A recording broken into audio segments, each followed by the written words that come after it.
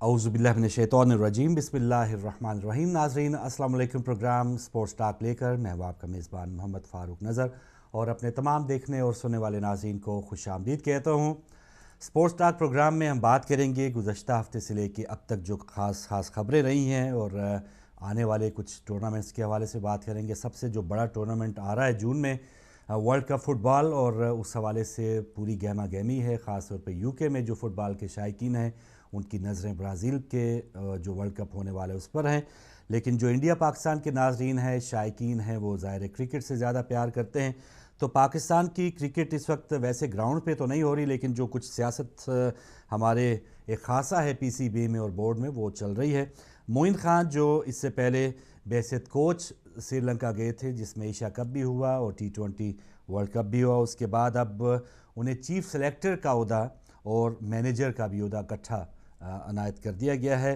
क्योंकि राशिद लतीफ़, पिछले प्रोग्राम में भी हमने जिस पर बात की कि राशिद लतीफ़ ने बग़ैर किसी अख्तियार के चीफ सेलेक्टर का जो ओहदा है वो उन्होंने कबूल करने से इनकार कर दिया और बहुत से उनके एतराज़ात भी थे। और एक अच्छी बात उन्होंने ये जो एक जेस्चर दिया है कि अगर अख्तियार होगा तो मैं कोई ओहदा कबूल करूँगा, वरना ऐसा ना हो कि कठपुतली तौर पे कोई चीफ सेलेक्टर तो हो लेकिन मानना पड़े, किसी की भी पर्ची आ जाए, किसी की भी सिफारिश आ जाए, तो फिर उस चीफ सेलेक्टर का क्या फ़ायदा कि वो माने किसी और की, और जो गालियाँ पड़े, जो तनकीद हो टूर्नामेंट हारने के बाद, वो किसी ना किसी और बंदे पे हो जाए।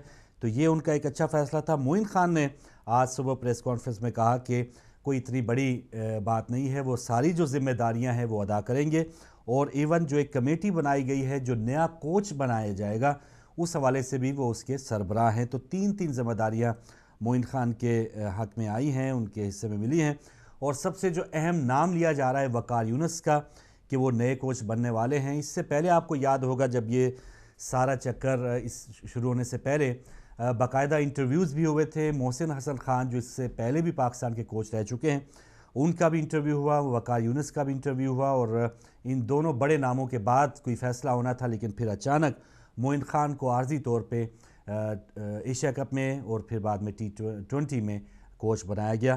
तो अब वकार यूनुस का नाम लिया जा रहा है। मोहसिन हसन खान जो एक और नए एक अहम शख्सियत हैं, कोशिश करेंगे कि आज हम उनसे बात करवाएं। और कुछ ही देर पहले हम जब उनसे रब्ता किया तो वो किसी ख़ास मीटिंग में थे, लेकिन वादा उन्होंने ज़रूर किया, कोशिश करेंगे कि वो हमसे लाइव कराची से बराह रास्त बात करें।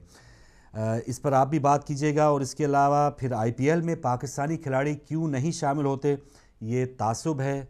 क्योंकि पाकिस्तान में इंडियन सफ़ीर के मुताबिक जब उनसे सवाल पूछा गया कि आप हर किस्म की बात करते हैं, इंडिया पाकिस्तान की तजारत की बात करते हैं और बाहमी ताल्लुकात की बात करते हैं, तो ये तो क्रिकेट के बगैर जो ताल्लुकात हैं वो अधूरे के अधूरे रह जाएंगे। और आपको याद होगा कि क्रिकेट डिप्लोमेसी इन दोनों ममालिक में सबसे अहमियत की हामिल होती है।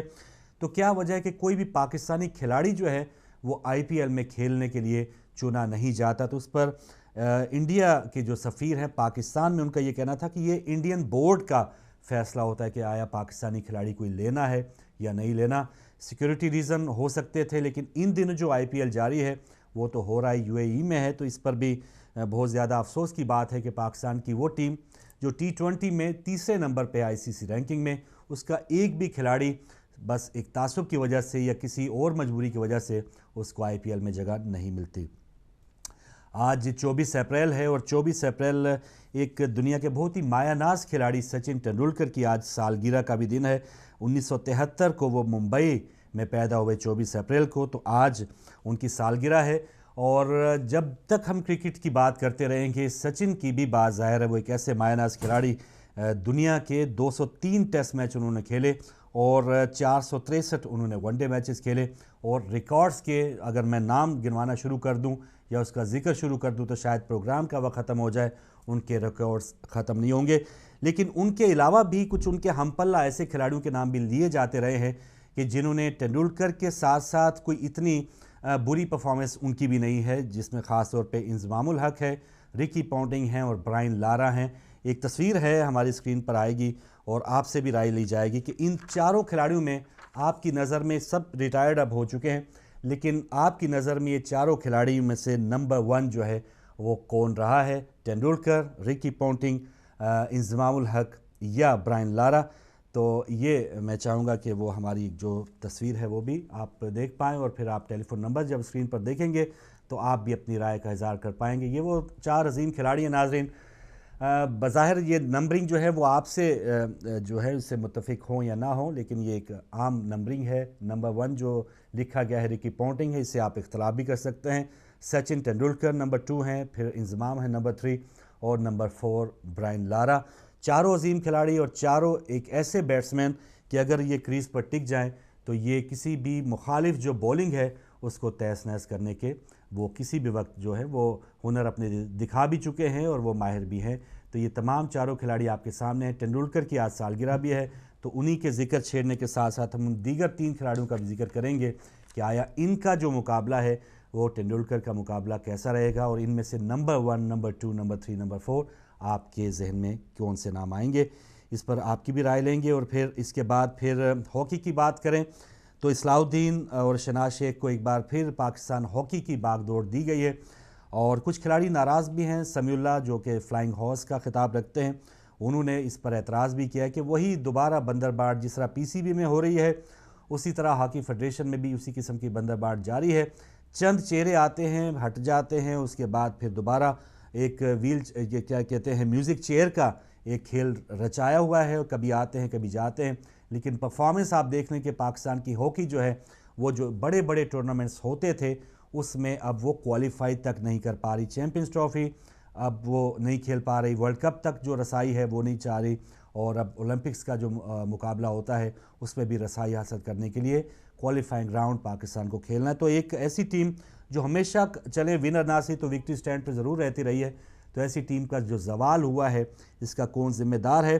اور اصلاح الدین کے مطابق ایک خبر اور بھی تھی آج کہ کراچی سے جو ایک ٹیلنٹ کی تلاش تھی شہناز شیخ کو، ان کو وہ ٹیلنٹ ملا نہیں ہے کہ جو اصل میں پاکستان کی ہاکی کے لیے کراچی سے جو دستیاب وسیم فیروز، حنیف خان، لمبی فہرست ہے، خود اصلاح الدین اور سمیع اللہ، کلیم اللہ، یہ ایسے نام ہیں، حسن سردار، تو یہ ایسے نام رہے ہیں کہ جو کراچی کی نمائندگی کرتے رہے ہیں، لیکن ان دنوں کراچی میں وہاں پر کیا ہاکی نہیں ہو رہی، کیونکہ سب جو توجہ ہے وہ پاکستان کی کرکٹ ٹیم کے اوپر ہوتی ہے، تمام جو فنڈز ہوتے ہیں وہ پاکستان کی کرکٹ کے اوپر ہی صرف کیے جاتے ہیں، اور بدنصیبی ہاکی کی کیا ہوگی کہ صرف 16 کروڑ روپے کی وجہ سے پاکستان کی ہاکی ٹیم اذلان شاہ ہاکی ٹورنامنٹ میں شریک نہیں ہو پائی۔